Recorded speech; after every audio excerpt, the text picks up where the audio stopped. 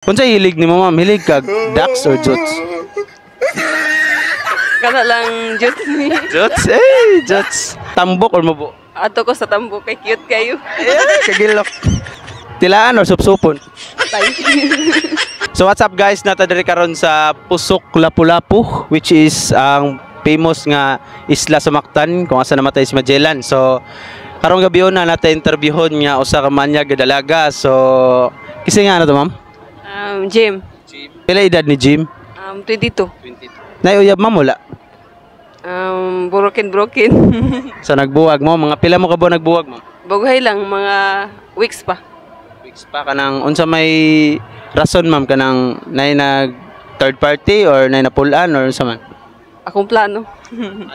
Kanang mag-focus ako sa akong work karon. Kanang sa imong ex ma'am, unsay pinakanindot nga kanang best memories nimo para niya? Kanang mag-uban ming duha sa kapait ug kalisod. Yay ka, ay, kapayat og sa kalisod. So, wala kalipay, ma'am? Anay, nakalipay. Ay, kalipay. Kung sa hilig ni mo, ma'am, hilig kag ducks or jots? Kana lang jud ni. Jots, jots. Tambok or mubo? Ato ko sa tambo kay cute kayo. Kagilok. Tilaan or supsupon? Tay.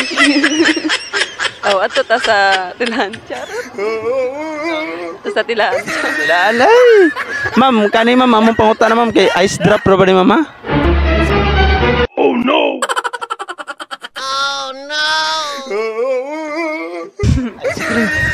Sige ma'am, sudahan kayo salamat ma'am ha. So, kasi nga na to balik ma'am? Jim. Taga-asa si Jim? Taga Pusok ko ra. Taga Pusok Lapu-Lapu, taga dire ra ka ma'am? Sige ma'am, sudahan kayo salamat sa imong oras ma'am ha. Congratulations. Salamat sir.